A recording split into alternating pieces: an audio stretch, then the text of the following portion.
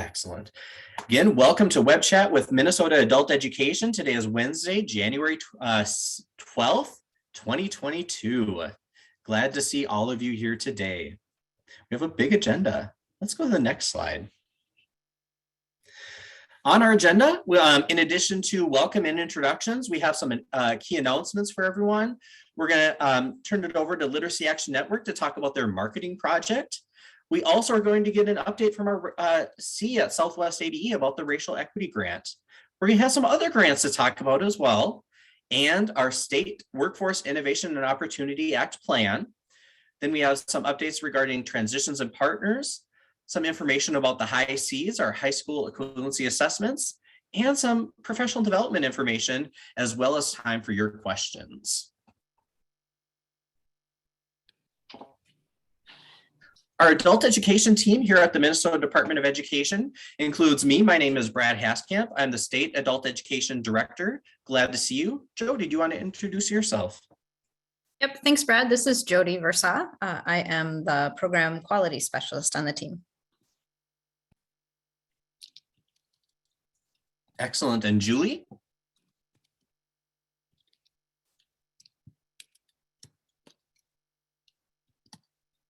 Julie? Oh no, did we lose Julie? Julie, you're muted. You need to unmute yourself. Sorry, nope. I'm here. I've just been trying to unmute. Welcome everyone and good afternoon. Thanks, Julie. And then Astrid. Good afternoon, everyone. I'm Astrid Leiden. I'm the Professional Development Specialist on the team. Good to have you here today. And Neil. Hello, everyone. I'm the Communications and Administrative Support Specialist on the team. Thanks, Neil. You'll note that Alice Smith, yes, Alice Smith is still a part of our team. Alice Smith has not yet retired. She's been talking about retirement for a couple of years, but is still dedicated and moving forward with our team. We're so thankful for her experience and her work. Unfortunately, though, right now, Alice Smith is on leave right now. So if any of you are trying to send emails to Alice Smith, I encourage you to send them instead to Neil or to me. Just note that Alice will be out for the rest of January as well, and hopefully back with us in February. Also, we just want to note that another team member position has been posted. We'll talk a little bit about that later on. Let's go to the next slide. Let's dive right into our announcements. First, I'm very sad to say that Lena Zhao, our grant specialist, has left the Minnesota Department of Education. She is now currently in Malaysia with her family, doing some estate planning and just kind of taking some time to be with family.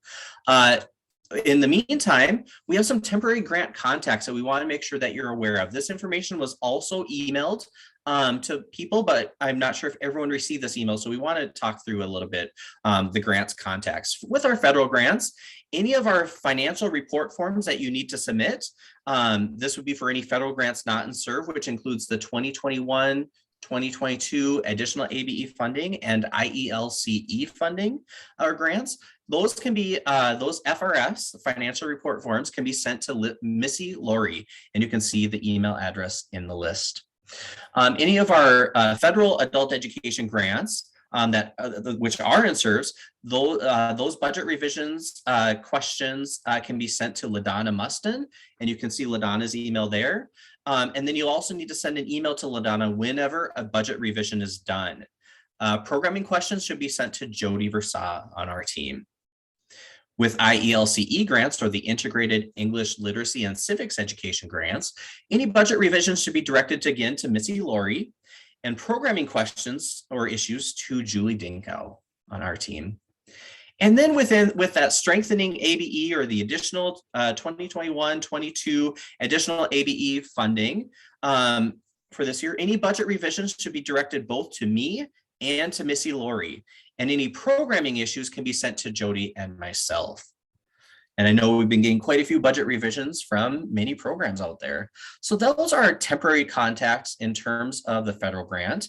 Don't worry about writing all this down. Neil has shared the slides with you in the chat as a PDF, so you can download that. Let's go to the next slide and talk about our state grant.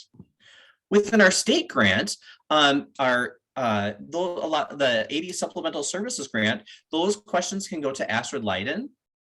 And any other ABE grants, including our state ABE grant, those questions can be sent to me and to Missy Laurie if it relates to the grants or the budgets. So that is everything in terms of our temporary contacts. And we hope that we'll have a new grant specialist posted and working with us soon.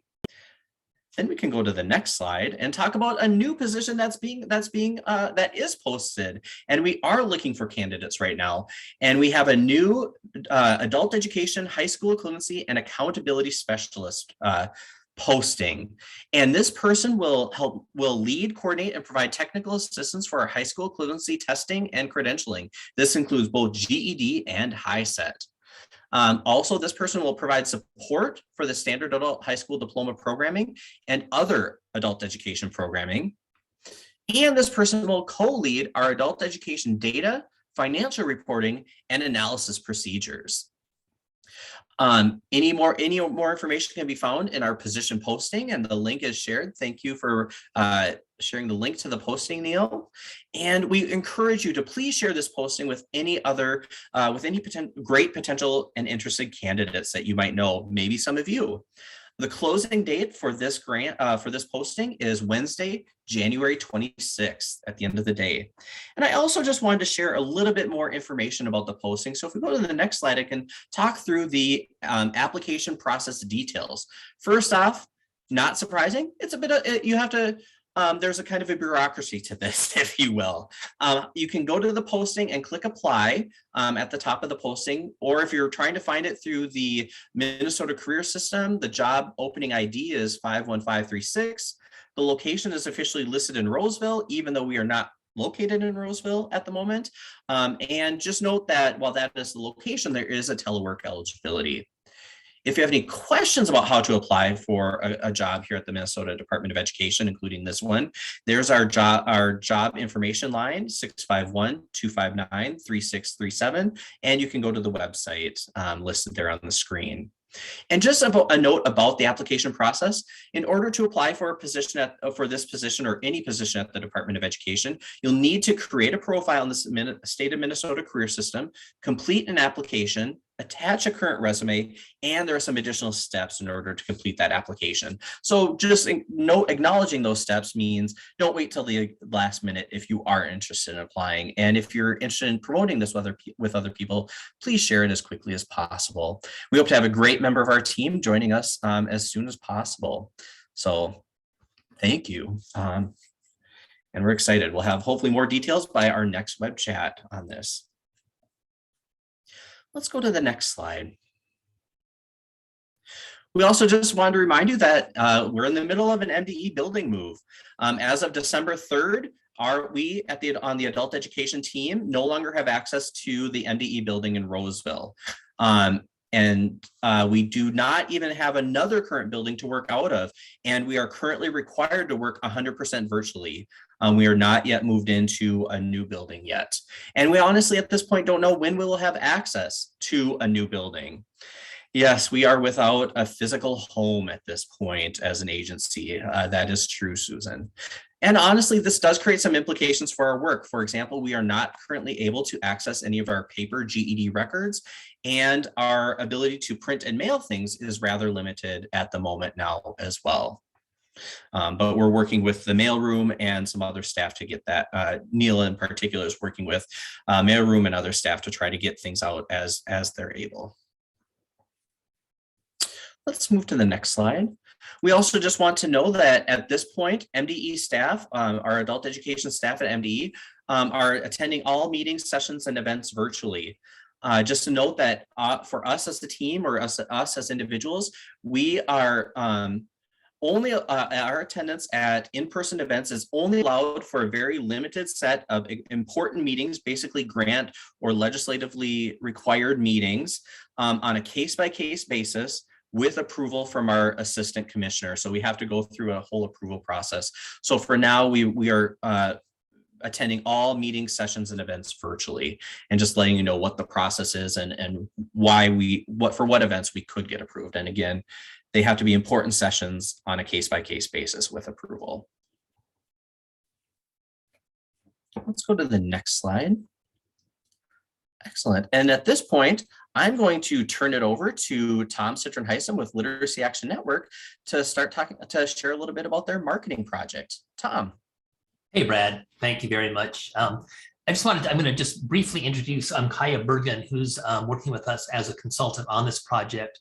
And one of the reasons we negotiated this with the department is as we look forward, none of us know really the future of ABE. The economy is different than it's ever been. The job market is changing so quickly, but we're pretty sure that whatever happens, we need to really be out front and have people be very aware of who we are and what we offer as we continue to develop classes in response to the needs in society. So we'll be doing quite a number of things this year. And as I mentioned, we have hired on a part-time contract basis, Kaya Bergen, who also works at Neighborhood House, to coordinate our marketing efforts. So I'm going to turn it over to her and ask her if she can kind of do a brief outline of what her plans are. Yeah, hi, thank you, Tom. Hi, everyone. My name's Kaya. And yeah, so for this marketing project, some of the initial ideas behind it came from feedback that we got from people. Matt Miller and I did some presentations at the management and volunteer conferences last year, asking people about what their outreach needs were. And from that, there emerged a desire for some standardized materials, some stock resources that we could give as a state to for programs to adapt. So we're developing a toolkit of resources, and then you'll be able to adapt them to meet the needs of your consortia and for your specific program. And we're hoping to put together some templates for social media posts, maybe some radio ads or videos. We're hoping to be able to do that maybe in a variety of languages and in a variety of different templates. Where we are right now is we've just started the project. So I'm in the process of taking stock of what already exists and what kind of outreach presence we have online and in person as well across the state. And then if we go to the next slide. Once we've taken stock, seen what the needs are, and have been able to start making these templates, we're going to distribute them to consortia statewide. We'll be able to provide some consultation as your programs need. And one of the things that I'd like to ask from all of you today is I'm going to put a link in the chat for a Google form where I'd like to hear just what you're already doing and also any other ideas or needs that you might have around marketing and outreach for your consortia or for your program. So this form is open to anyone to fill out. I will also be following up with the contacts for the various consortia to I'll send you an email with this as well. But I'd just like to hear from you and hear what you're already doing and what your needs are and how we can best support that. Yeah, and if anyone has any questions, feel free to let me know here, or you can also send me an email.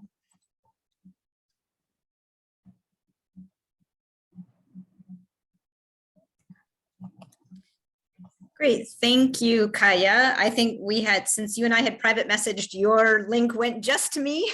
So I put it out in the chat to everyone. So FYI, everyone, that link I just put in there, it was from Kaya for you to give your input. So yes, thank you, Jody. Yes, thank you. Thanks to Literacy Action Network and to Tom and to Kaya for that work that's going to benefit our whole field, which is great. We wanted to give everyone another update about some work that is going on through our support network that we are feeling really excited about. Many of you will remember that this year, for the first time, we were able to carve out some of our supplemental service funds to create a new grant and fund a new entity within our support network to do some work specifically around racial equity and what does racial equity mean and what does it look like specifically in our context of adult education in the state of Minnesota. So that grant was awarded to Southwest ABE, and we're really just really glad to be partnering with Southwest and specifically with C Mlaleski, who is the manager there, holds a leadership role for this grant. And it's just really great to see the work that is starting to get underway and the people that are being convened and coming to the table and working on asking these hard questions. So we asked C to take a minute today to give you all a bit of an update on some of the work that is happening with that grant. So I'm going to turn it over to C. Thanks, Jody. Thanks for that nice intro. Hi, everyone. It's sunny right now, well, kind of sunny, and we're gearing up for this snowstorm that might be coming on Thursday night, Friday. So enjoy your last day where you can walk path to your car. So anyways, so Jody says, I am the recipient of the Racial Equity Grant, and I just wanted to kind of give everybody an update.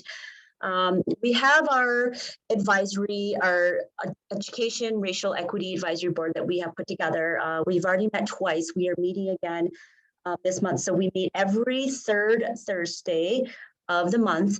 And they kind of do a little more than what most advisory groups do. So I really am appreciative, and anybody here today that is on the advisory group, I thank you for your service on it.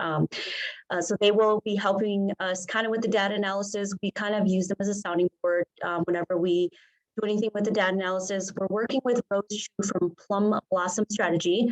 Some of you know her from, I'm trying to think of the other organization she was with, but she's doing some private consulting now. So we were able to snag her before she was snagged into other projects. She's doing an amazing job because she has not only the background of the cultural inclusion, diversity, all that stuff, but she also has the background of adult education because she has worked with it before. So it was a perfect mix, and it was a perfect partnership for us to be able to get her. So right now we are kind of wrapping up our administration survey. Oh, before I jump into that, we decided to take our data analysis and kind of break it up to 3 different sections. So we are going to send a separate survey to anybody in administration. We'll be sending one to anybody who's an educator. So we wanted to really encompass anybody who works with students. So that would include volunteers, any teaching assistants, any paras, anybody who teaches in your classroom. So we didn't want to just limit it to teacher, and that's why we're really careful in making sure that we named it educator, so that way it includes everybody. And then learners, so any of your students who are past or former students can participate in the survey.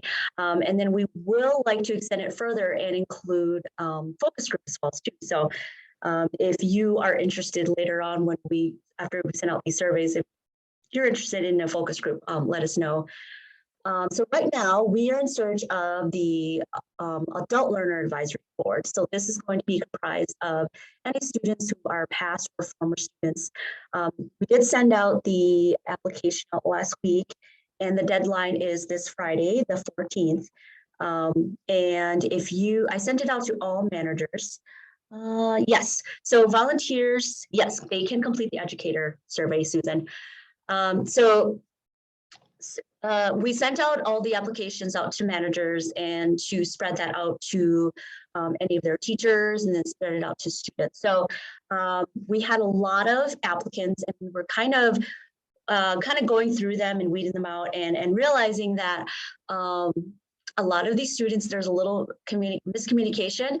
Some of them think that they're applying for an English class and they're going to get a $350 stipend for completing the class. So we've had a lot of confusion. I've had a few phone calls from students that want to enroll this class, that's paying them to be in this class. So I've had to tell them that this is actually an advisory board. So if you get any students calling you about that, please make sure that you clarify that this is actually an advisory group. We are taking applications by phone as well too. So if they have a hard time filling it out because of language or something, have them give me a call, and I can get one of our parent connectors, translators online, and we can do that, because I had to do that for somebody and then found out they just wanted an English class.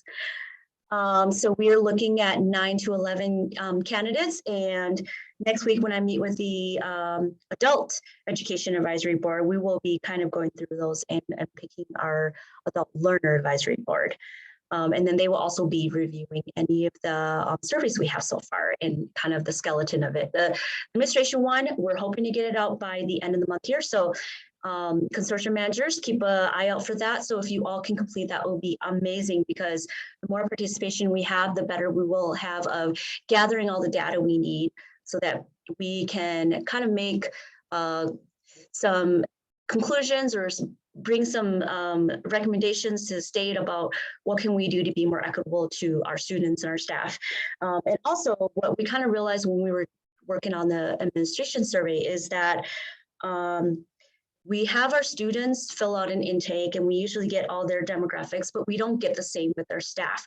So even myself, when I looked at my SID, I noticed my teachers, any of my staff that were newer in the last couple of years, I have complete demographics, all the data on them. And then when I looked at my staff that had been here for 15, 20 years, it's very, very scat. You know, I have all they have is their name and maybe their birthday on there. So if everybody can do me a favor, and whoever your data person is, if it's you or if you have somebody assigned to that, if they can go and update all your staff, and maybe that is one last question that we can ask in there, so that when we go and pull stuff from SID, we will have a more complete picture of who is teaching our students and what our students' demographics looks like as well. So, any questions?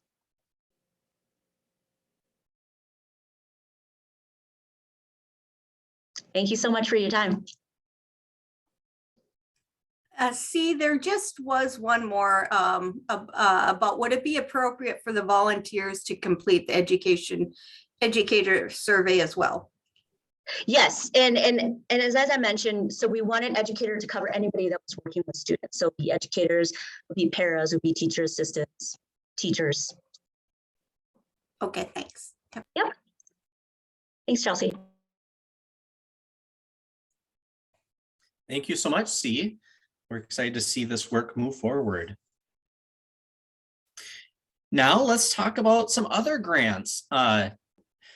And so let's dive first into the 2021-22 additional ABE funding, what's also been known as the Strengthening ABE Grant, this funding that came from the Federal ARP Act, it's federal funding.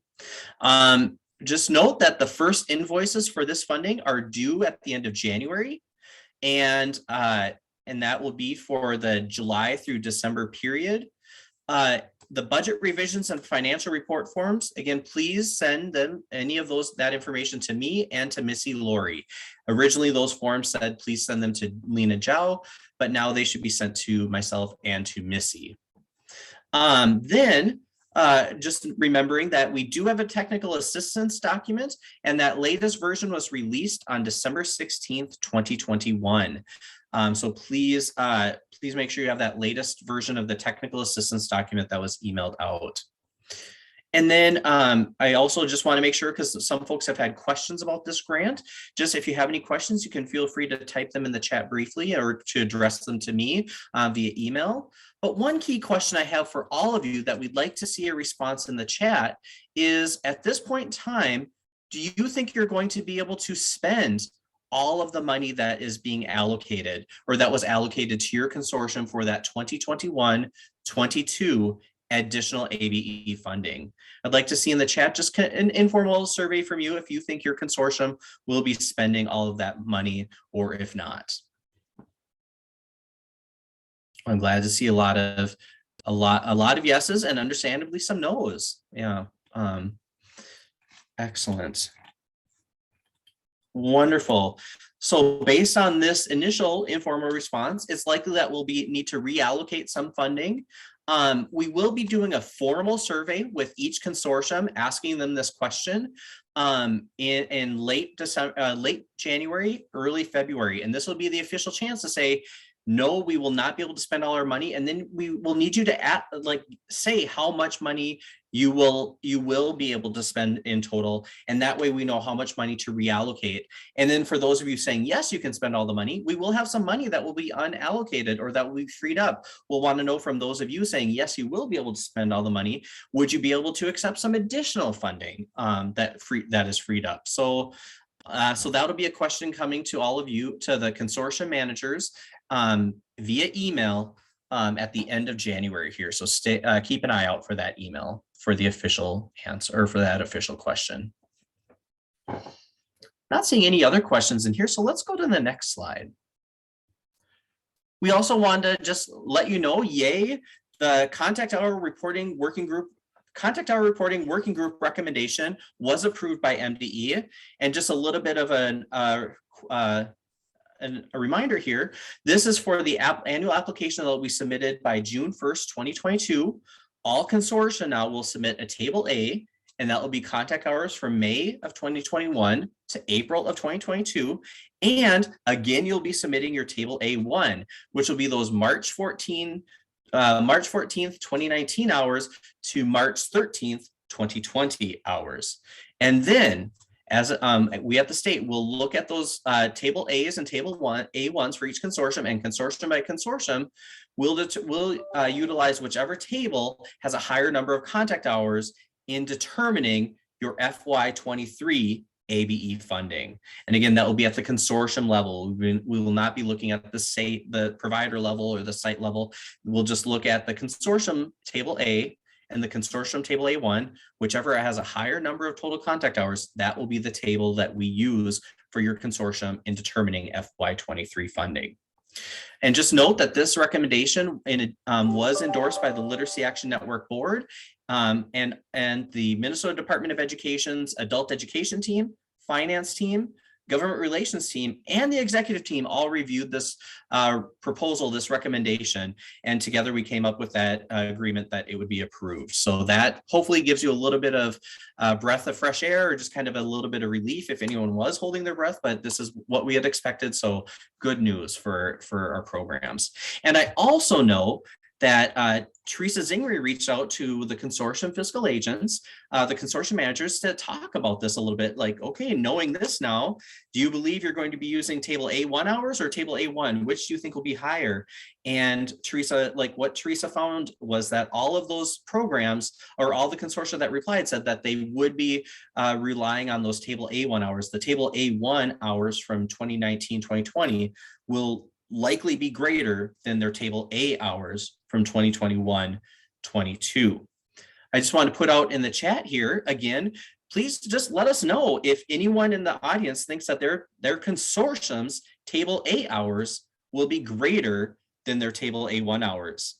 Does anyone in the audience think that their consortium's table A hours, the 21-22 hours, will be greater than the 2019-2020 hours? Hearing a lot of silence right now in the chat. Okay, not seeing anyone saying yes to that as at the consortium level. So I think, Teresa, it sounds like the answers that you got represent maybe the entire state.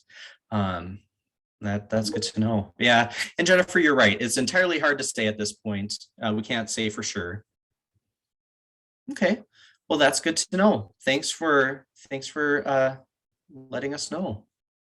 And then before I turn it over to Jody, maybe I did see that there was another question in here from Teresa Zingri, and I think this was about the 2021-22 additional ABE funding, where there will be opportunities in the future to let you know of unused funds. We are trying but might not spend it all. Teresa, that's a good question. Unfortunately, we may only have 1 or 2 opportunities to say yes to really reallocate funding. As of this point, we only have this funding available through June 30th.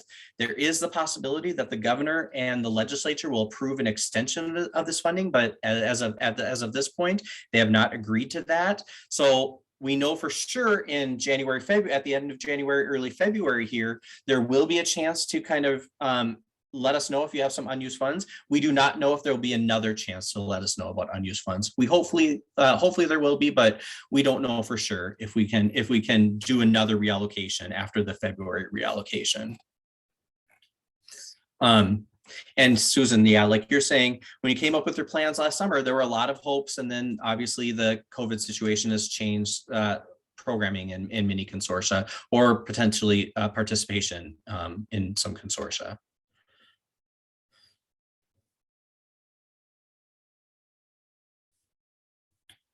Yeah, there's a lot of attempts and things that just aren't happening. So Teresa, then whatever funds are unused at the end of the time that we have the ability to use the funds, will go back to the governor to determine what to do with those funds. They might go back to the federal government, or they may be reallocated to other adult education programs at that time, or they may be reallocated to other educational entities. We're not sure yet.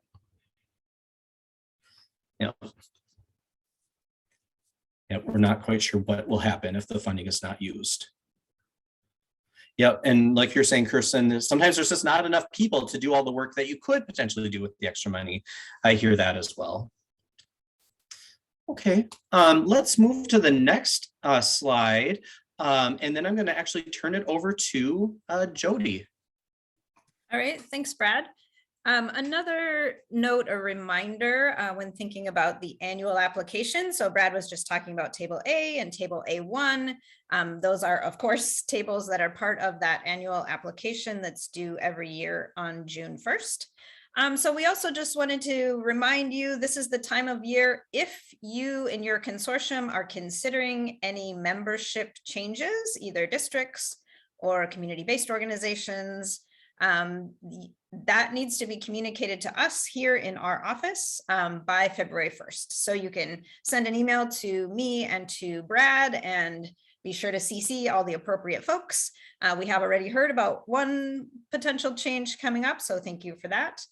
So that is just a reminder that notification needs to go to our office of any membership changes, and the notification by February 1st, and then the changes would be listed on the annual application that's submitted June 1st.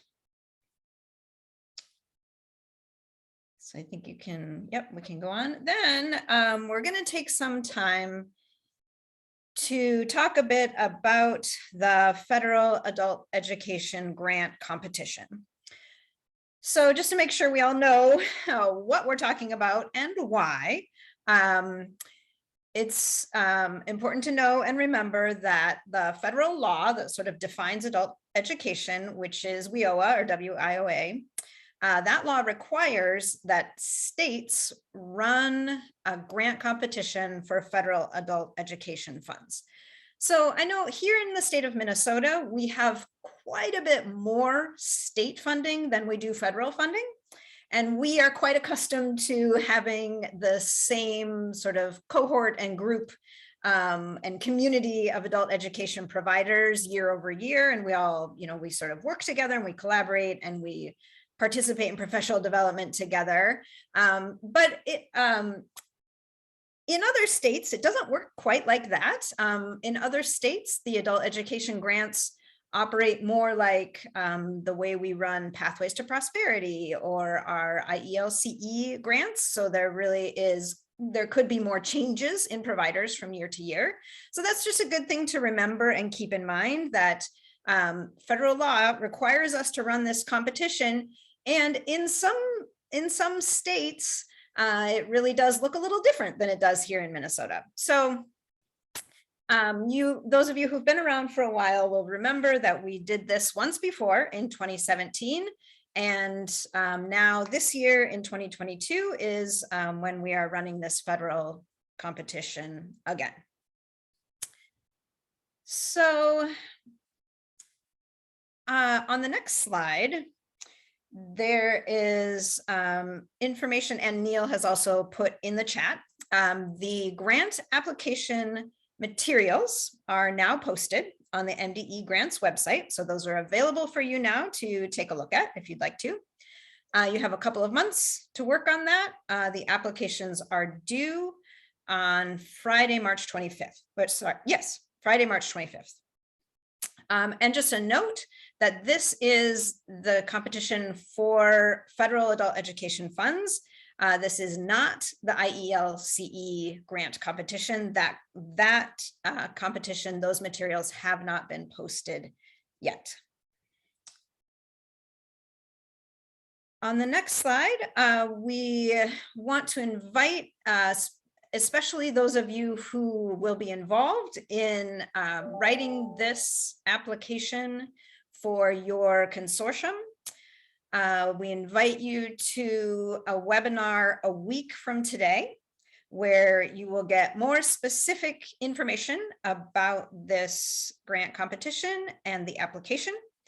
That webinar is open to all eligible applicants. So this is another important thing to remember about this competition, is that all currently funded adult education providers are eligible to apply.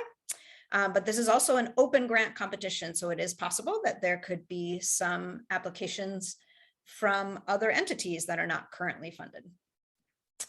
There is a registration link here on this slide, and Neil has also put that in the chat. And if you have additional questions specifically about the webinar, you can reach out to Neil. And then just a couple of notes to make sure that you all are understanding some of the implications. So as I mentioned, all currently funded adult education consortia are eligible to apply. And any current consortium or provider that does not apply would not receive federal adult education funding going forward.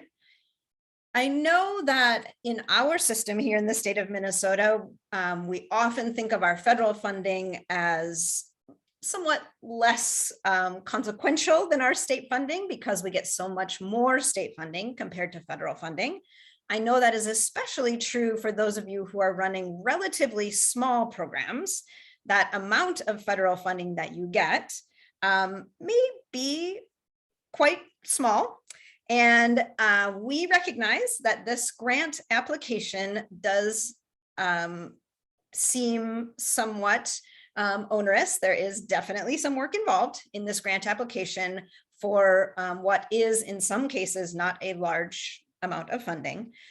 But we do want to make sure that you understand all of the implications. Our system is designed in such a way that the state and the federal funding really are meant to work together to fund our statewide system.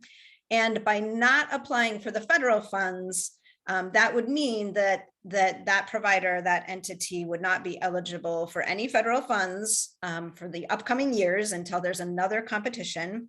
And that could include, we sometimes use a little bits of that federal funding to fund particular things or particular initiatives, or to offer incentives. One example is that we've been able to carve off a little bit of federal funding specifically to fund low incidence disability aid. So we want everyone to just understand and know that we recognize that the federal funding sometimes doesn't seem like a lot, but it is kind of connected into our larger system. And we do know that we currently have some ABE consortia that did not apply for federal funding in the last competition, and therefore are not currently federally funded. And Christine, yep, I see your question about Red Lake. So Red Lake is in that category. This is an opportunity where those consortia that decided not to apply last time could apply again. So this would be an opportunity for Red Lake or other consortia that are not currently federally funded to start receiving federal funds again in the future if you choose to apply.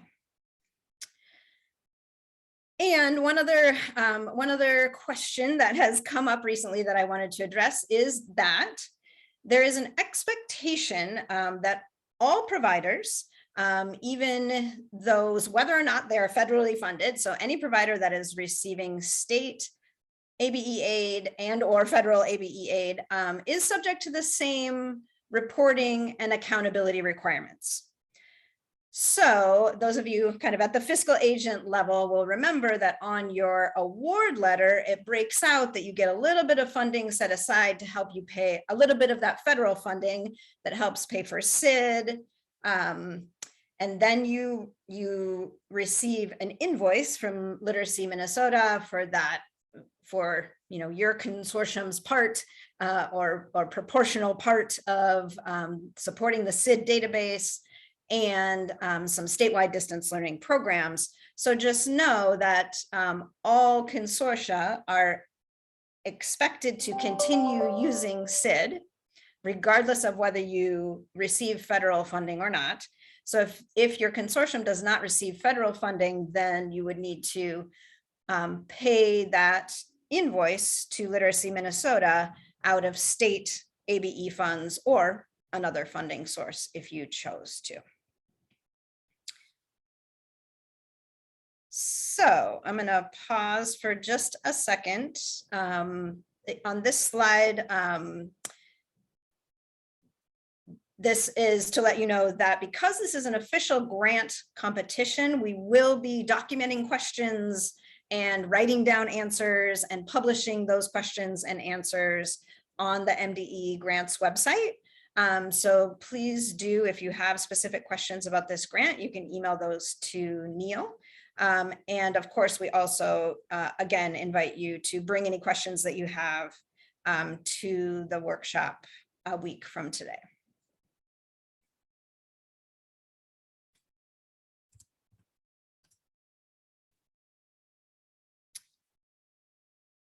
Great. Thank you. I'll hand it back to Brad. Thanks, Jody.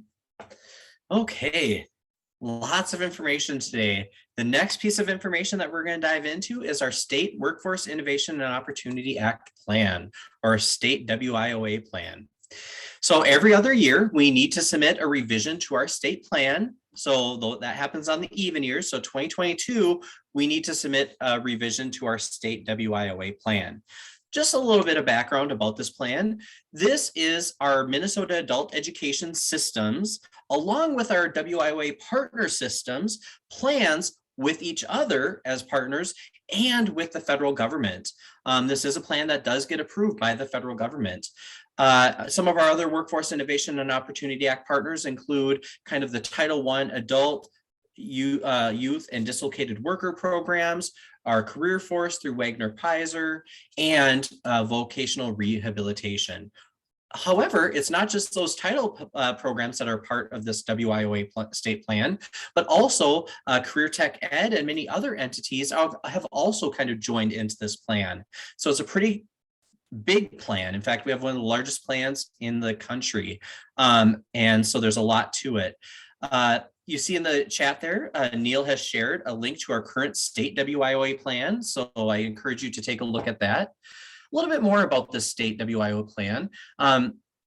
The plans are really kind of organized through the Department of Employment and Economic Development. And the three other WIOA title programs are out of DEED. We're unique that we're out of the Department of Education. So that's why you won't see a lot about this on the MDE website. A lot of this is on the DEED website. So let's go to the next slide. And just a little bit of the timeline. You'll see this is a very short timeline. So on December 14th, the U.S. Department of Labor released the plan revision guidance to states. January 3rd, we were able to have our first meeting to discuss the state WIOA plan revision process. And all of us as state agencies that are written into this plan, we have to submit all of our proposed revisions by February 1st. And this is through an online portal system. And then DEED will compile this state plan. And then in early February through early March, this revised state plan will be posted for public comment. This is a time where each and every one of you can go in and kind of read what that the plan revision looks like. And then you can make comments, to make suggestions, share what you like or what you would like to see more of within that plan, or what you'd like to see differently within that plan. So we really encourage you to take, and we'll be promoting that public posting when it is available to all of you via email. And then our ultimate deadline is DEED must submit the revised plan to the federal government by March 15th, 2022. So you can see that we have a total of like 3 months from when the guidance is released to when the plan is submitted. A pretty short timeline here, especially considering that we need to have this posted publicly for about one of those 3 months.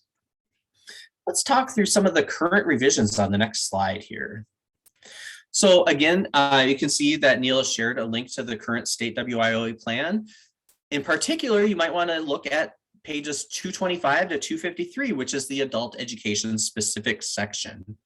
And for this next section, from what you would see online to what we now like to propose here in 2022, we have about 4 types of changes that we would like to propose. Our team is looking at reducing some of the duplicated information. How can we make this shorter? It's a very long plan, and there's duplicated information even in the adult education section. We want to reduce that duplication. We also want to change our federal competition for adult education funding from once every 5 years to once every 6 years, just to kind of extend this out. And that way, all of our 5-year narratives and the federal competition can be on a 6-year cycle. We're trying to put all of our grants on a similar 6-year cycle. So this would kind of put everything on that same cycle. In addition, we would like to slightly revise our federal funding formula to allow MDE to allow us to incentivize IET programming, integrated education and training programming, and to fund statewide online career pathway classes for providers approved for federal funding. Again, those funding formula fixes would only apply for those providers that are approved through the federal grant process.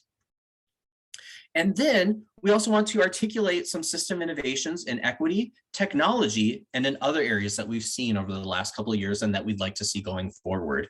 So those are kind of the 4 main changes that we are currently looking at making with the adult education specific section of the plan and throughout. So that is our current slate of ideas. But we'd like to hear from you. What questions do you have about the state WIOA plan? What suggestions do you have about the state WIOA plan, if any? So please share in the chat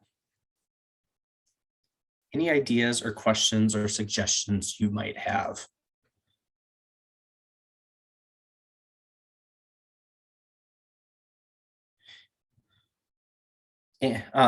Tom is asking, can you talk more specifically about the system innovations I'm referencing? Good question. Honestly, we're still trying to wrap our brain around some of the system innovations, but some of the things that we would like to promote in there in terms of the technology innovations are specifically about our expanded use of distance education, hybrid education, and other distance learning or distance education models. So we would like to, like TDM, a lot high flex, a lot of these things we'd like to maybe highlight as innovations within the system over the past couple of years and what we'd like to continue going forward.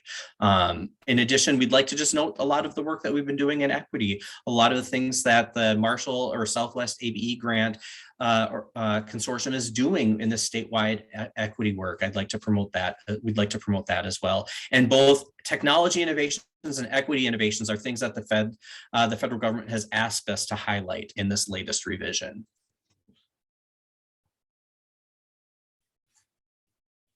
Any follow-up questions or any additional questions or ideas about the state WIOA plan?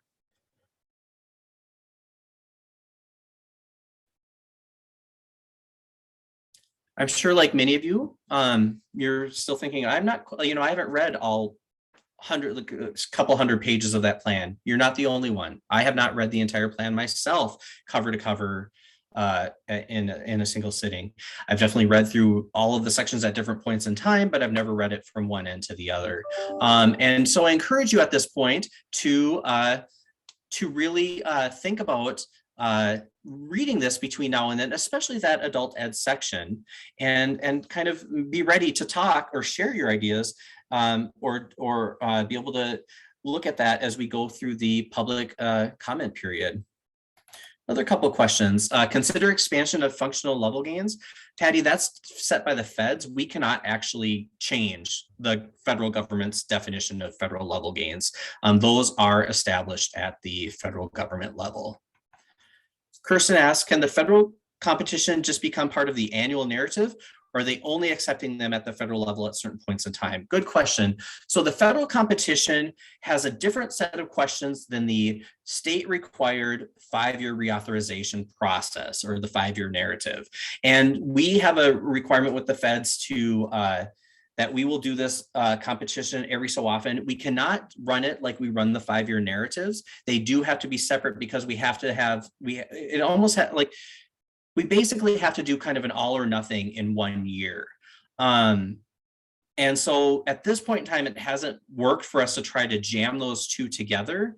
However, I do think with our new person that comes on board, this could be something that could be explored potentially. Is there any way to kind of merge those processes a little bit more? But as of right now, that's not what we're able to do. But a good question and a great idea, Kirsten.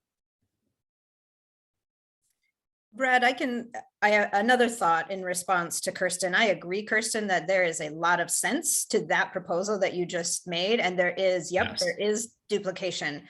One of the main hurdles that we have is the fact that in combining the two, putting the two together, the process of the state 5-year narrative and the federal competitive application is that we are required to run a competition for those federal funds in 1 year for all providers at the same time. And we currently have the 5-year narrative reauthorization process staggered so that we have roughly 8 to 10 consortia doing it every year.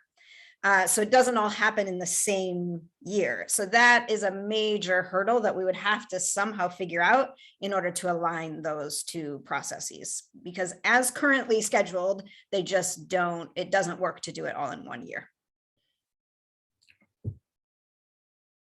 Thanks for that additional clarification, Jody.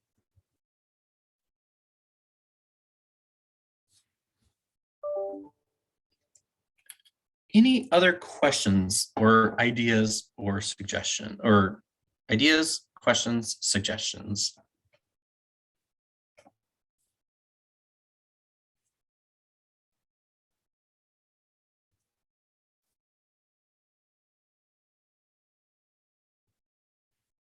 Yeah, and that's something definitely to be considered, Kirsten, about how they could be piggybacked a little bit more. Again, that would be kind of a wonderful task for our new person to take on.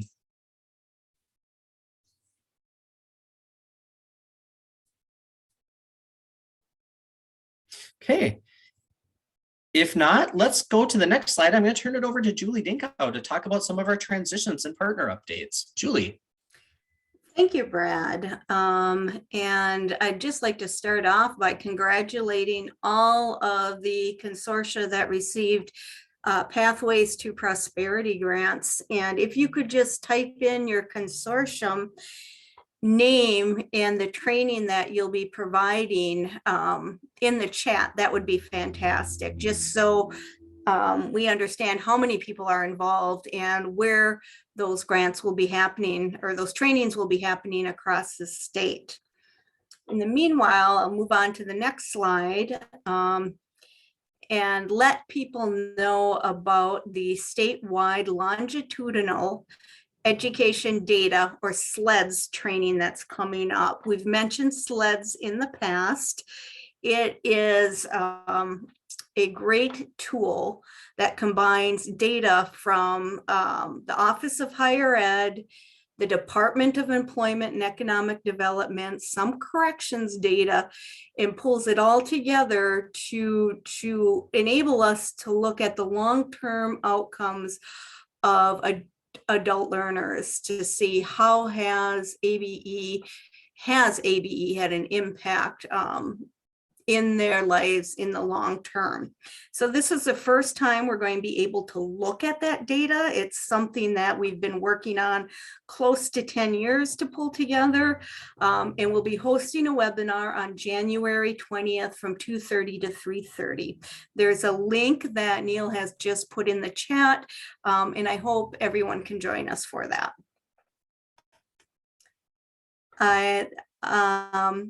The next slide is the cadet. Well, first of all, Brad, did you have anything you'd like to add about the SLEDS training? No, just I hope to see every consortium there. We will be able to kind of give you access at that time and walk through what those reports would be like, and also help you think about who should be some of the other people that should have access to some of that data about the outcomes that your students have before and after attending adult education. Thanks, Julie. Yep. And then there is the conditional work referral promotion. Many of you are familiar with the conditional work referral. It's something that we kind of put into practice during the last recession and around 2009 to help out our career force partners, in that they were seeing a lot of individuals who did not necessarily have the basic educational skill needs, but they did have a need in digital literacy or job seeking skills like resume writing or interviewing, etc. And so we created a referral form that they could use to refer individuals to adult basic education just to work on these particular skills.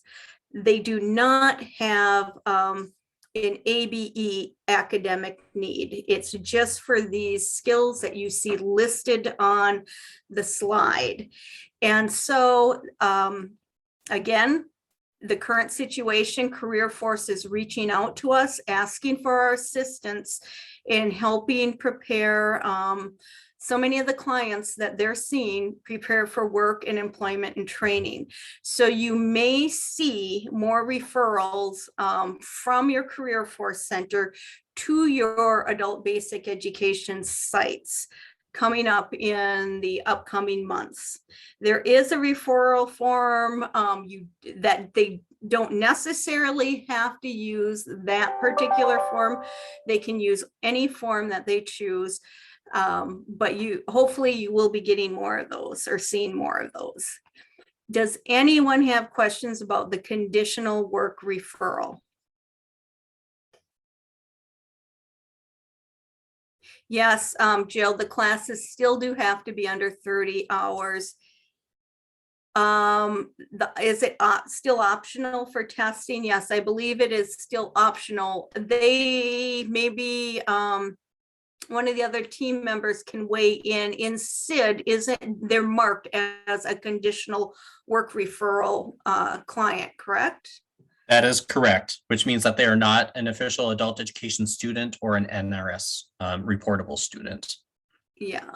And although one other thing to note about that, I think that one thing we have learned as a system is that you may get conditional work referral students referred from your career force, and it may turn out that they in fact do have adult education needs that the career force staff might not have been completely aware of, and so they end up enrolling in general programming in your adult ed program, which is great, which is a reason to consider testing those students anyway, even though it is not technically a requirement.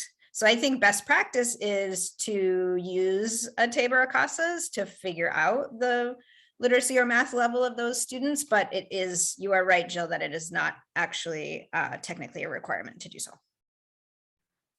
Yes, and then just Jill, to get to your other question regarding, did you mention that the referral form is optional? It is. Using the template referral form that is on the mnabe.org website is optional. They don't have to use that form, but you do need a referral from a career force manager, case manager, or employment manager. Tracy, so is an email would suffice from career force staff. I believe it would suffice if they adequately identify like what the needs are. I'm not sure though what data practices are about referring, what information they could put in that regarding the client.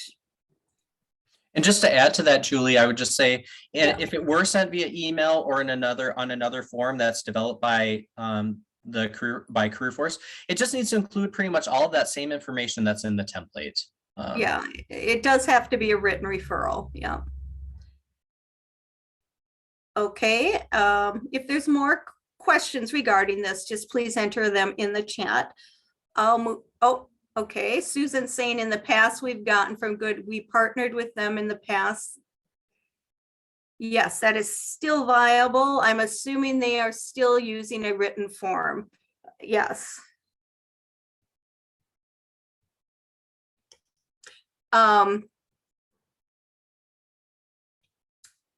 So next slide, please.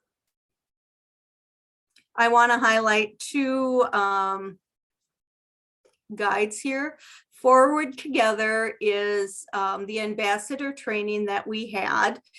And recently there were participants from the Minnesota ABE field that participated in getting the word out about different educational pathways that Minnesota has to reach populations and communities that traditionally have not been reached. And so a big thank you out to those who did participate in that. And I believe Neil has put in the chat the Forward Together Ambassador Guide, which has some great resources in that guide to promote with learners who may be considering some type of education. Future Together is one of the resources mentioned in that guide, and this is a new grant program offered, through the Office of Higher Ed. They're coordinating this, and it's tuition-free pathways for students in high-need career areas. And there's a list of the different high-need areas in the slide here. This is a great opportunity for any individual that might be even thinking about exploring a career in that area. So at the very least, I'd become familiar with that grant opportunity for any students that may be interested in pursuing a post-secondary education training in any of those fields. Next slide, please. I want to give everyone an update on the Afghan evacuee situation currently in Minnesota. So there have been about 640 people who have come to Minnesota thus far. They've accepted, or they have signed to take several more refugees, bring several more to Minnesota. 1,600 evacuees should be arriving by the end of February. And by the end of the year, it could be up to 1,900. And just out of curiosity, we're wondering if any of you have done intake or orientation, or have any Afghan students coming to your sites yet.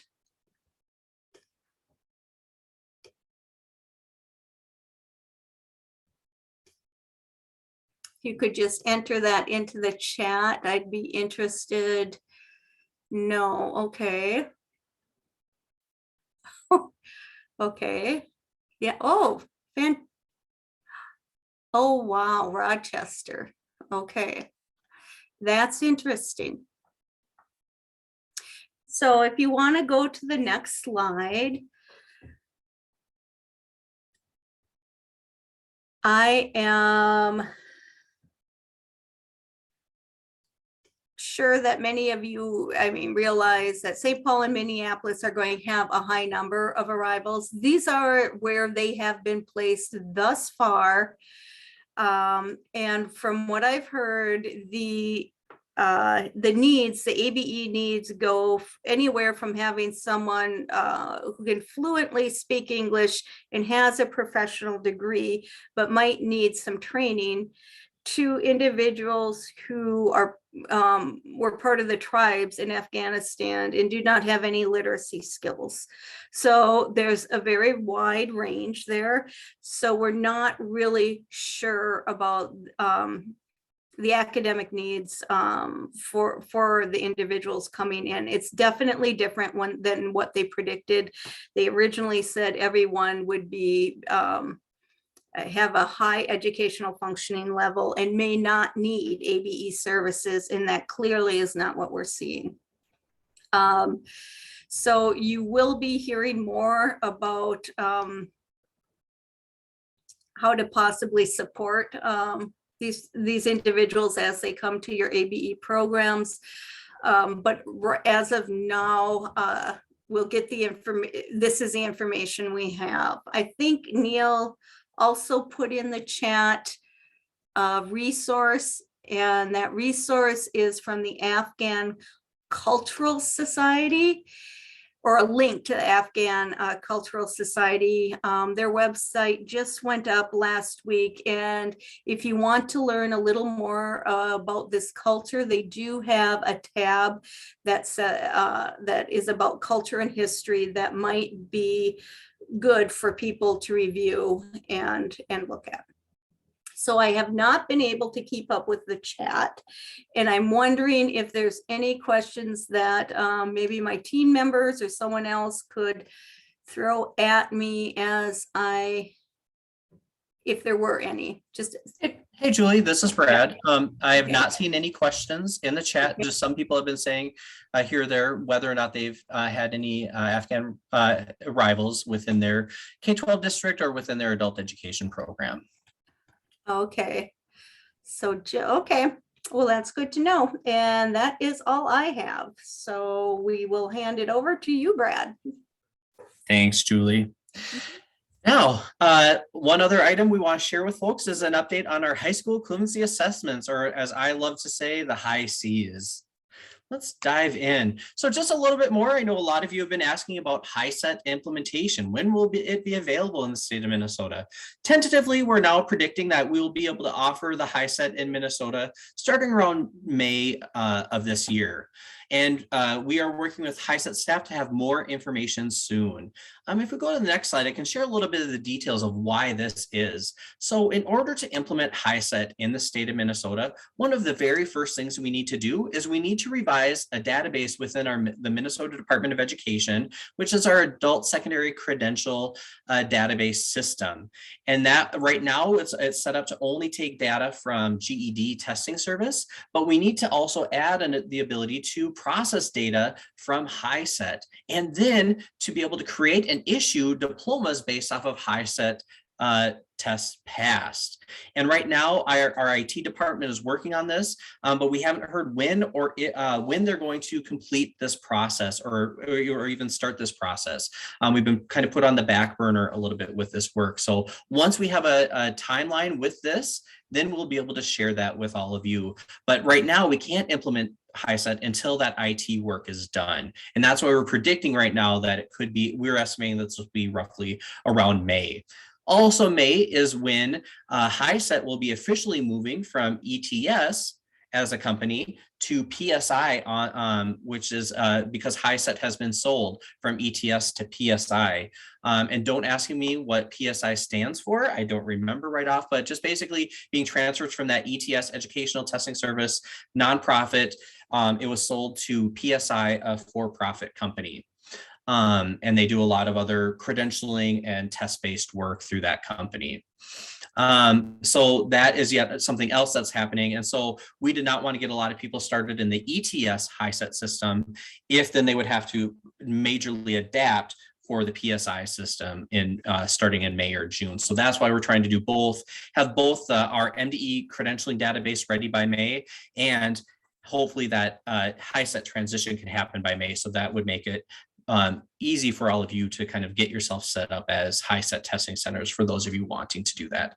In addition, once we have that timeline set up, we're going to work with HiSET then to implement, and all of you to implement this new test system, getting those test centers set up, thinking about policy and technical assistance, providing some additional training, and then also we're working with our communications department here at MDE to really promote that discussion and share that information, not only with all of you, but also our post-secondary systems, our employers, our K-12 partners, our workforce development partners, and potential testers, most importantly of all.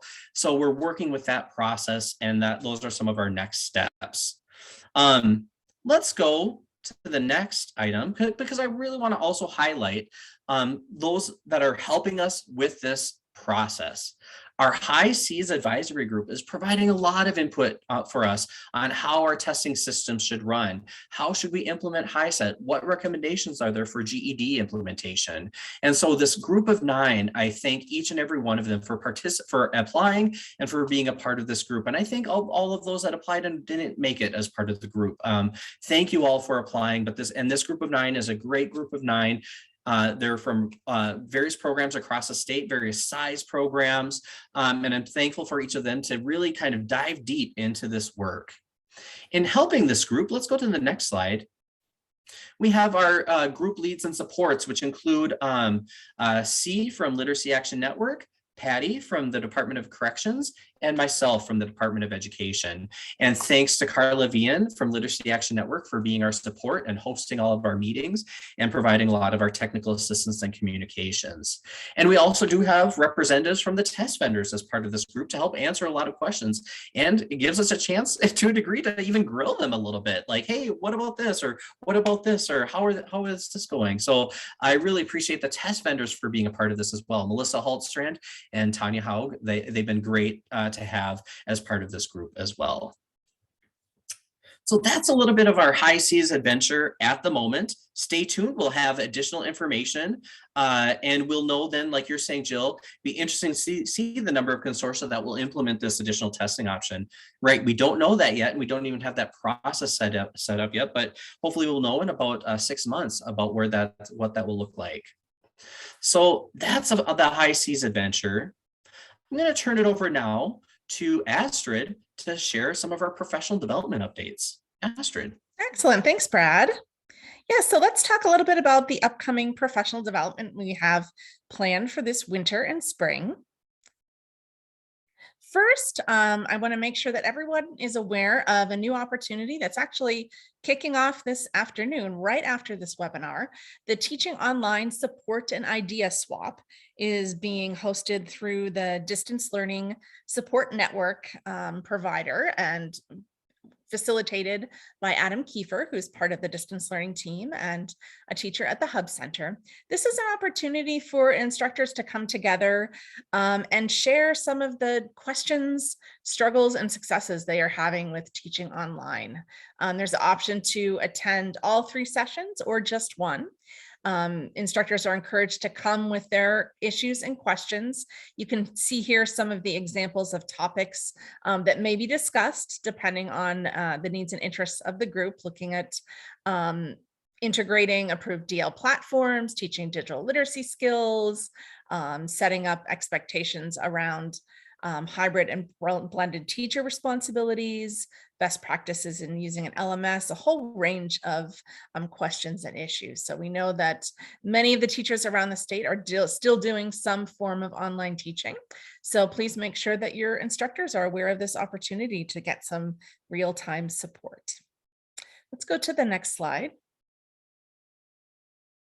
We also are really excited that our annual Language and Literacy Institute is coming up here at the end of January, January 27th and 28th. It will be a virtual event again this year, and registration is open.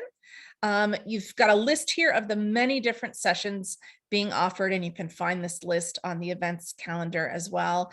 I do want to just draw your attention to one of the sessions that may be of interest to those of you working on developing or offering integrated education and training programs. One of the workshops is going to be focused on creating SSLOs, or shared sets of learning outcomes. We know that that has been a challenge for those who are doing IET programming. So this is an opportunity to get some more training and support around that. Let's go to the next slide. Also want to make sure that everyone is aware of the opportunity to get the PELSB approved cultural competency training. Atlas is offering a virtual option again this year, tailored for adult education and pre-approved by PELSB. This will be a virtual event spread out over 2 days, February 11th and 25th. You are required to attend both sessions in order to receive the CEUs. And this will be facilitated by Dr. Rose Chu, who is also working with our racial equity and adult education grantee, and Andrea Eckelberger, a longtime presenter with adult education. So this is an opportunity to get those required CEUs and to continue learning around cultural competency. We've got a variety of upcoming webinars here. You have the slides, so you can go back and check this list out. They're all listed on the Atlas PD events calendar. I do want to draw your attention to a couple of these coming up at the beginning of February. Our Adult Career Pathway advisory team members are planning a webinar focused on the Integrated Education and Training Toolkit that was recently released. So this is an opportunity to be introduced to that toolkit and some of the tools and strategies that you can use in designing and offering IET programming. We also have a webinar coming up in February for administrators, the third in the series for administrators, focused on planning and budgeting for the coming year. We know that this is at the forefront of your minds as we head here into early spring, thinking about next year. So this will be an opportunity to connect with other managers around the state about how you are making those decisions. So check out the events calendar for more details and registration information for all of these webinars. Let's go to the next slide. Another set of webinars that we want to make sure you're all aware of is the evidence-based reading instruction webinar series. So this is an opportunity for participants to learn more about EBRI and the 4 reading components, how to conduct diagnostic reading assessment, as well as routines and resources for teaching all 4 components of reading. So this will be a series held on Friday afternoons. And participants can either come to the entire series or to just one or more. So if you go to the link here for more information, you can find out the focus of each of those webinars. Let's go to the next slide. We're continuing to offer the opportunity for folks to get certified to use the teacher verification model, which is an opportunity to collect proxy hours for asynchronous lessons provided and verified by a TVM certified teacher. We've got some webinars coming up. We've got an evening webinar here a little bit later this month, and then webinars in February and April. Those webinars are a required component of the certification process. And if you follow the links here, you can learn more about the complete process for becoming TVM certified. Excuse me, and answers to many of the frequently asked questions. Let's go to the next slide.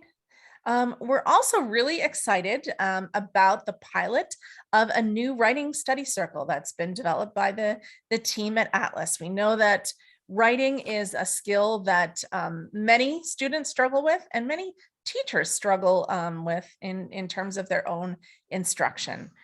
So the Language and Literacy Advisory Team and the staff at Atlas have developed a writing study circle that is going to be held this spring over the course of 4 meetings. I know that they had initially planned to hold the first and last meeting in person. I think that decision is being revisited right now and it's a little bit up in the air. But applications are due February 1st. So if you have teachers who are interested in learning more about strategies for incorporating more writing into their instruction, this is a great opportunity to do that with a supportive group of colleagues. You can find more information through the link to a recent newsletter article. Also want to make sure that everyone has their calendars marked for our virtual spring statewide conference coming up on April 22nd. This is a full day event.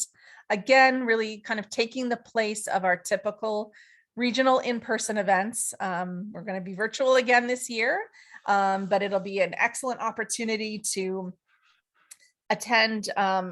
16 different concurrent sessions will be offered around high priority topics and relicensure topics. There will be networking coffee breaks and optional affinity groups. So keep an eye out. Registration will open on March 29th, and there'll be more information about the various sessions offered. Also want to make sure that you have the IET Institute on your radar. This will be an opportunity at the end of April to take an afternoon with guidance from the Atlas team and current IET providers around supports for both new and established integrated education training programs. There will also be meetings and the opportunity to work regionally around developing, identifying IET priorities and continuing to develop IET programming. So mark your calendars and stay tuned for more information about that event. Also want to make sure that everyone is aware that we do have dates set for the annual ABE Summer Institute. Those dates are August 17th and 18th.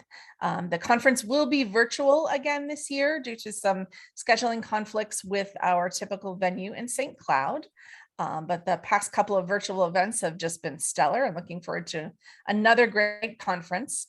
The call for proposals will be available in early February. So keep an eye out for that. Think about what you and your staff can share in terms of promising practices and innovations happening in your programs.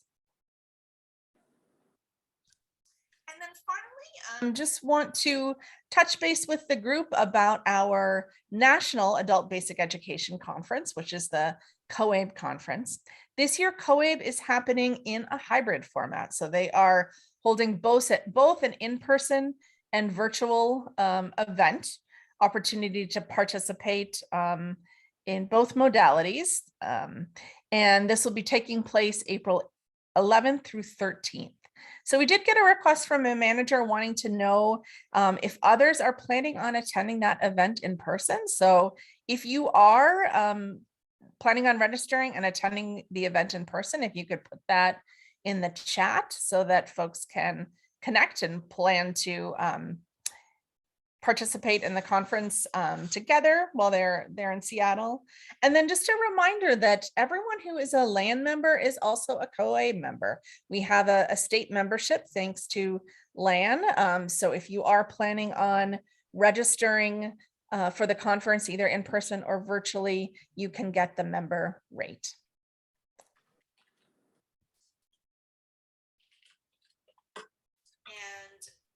In terms of our professional development updates, we have just a couple minutes left for any remaining questions and wrap up.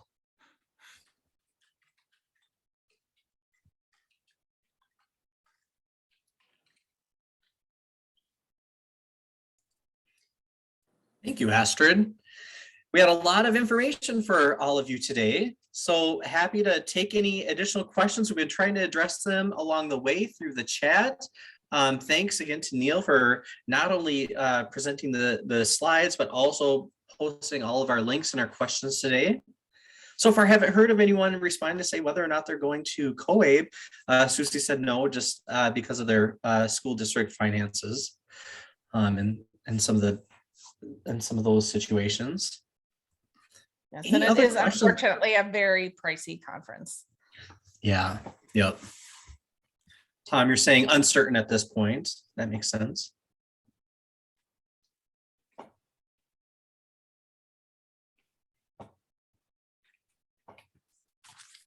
Sally Welsh said yes. Okay, so Sally will be going to the COABE conference. That's great.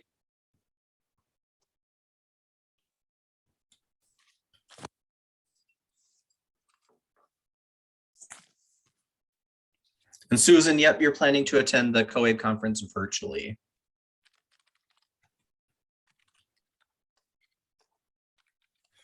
Person's asking, can you use supplemental funding to go to the COABE conference? You can, if you're talking about that 2021-22 additional ABE funding, yes, you can use that funding to pay for COABE registrations. Oh, Scott Helen, you'll be going as well. Excellent. Sal, you're saying some will do virtual, some in person. I see. Christina Wojtowski, you're thinking in person. Okay.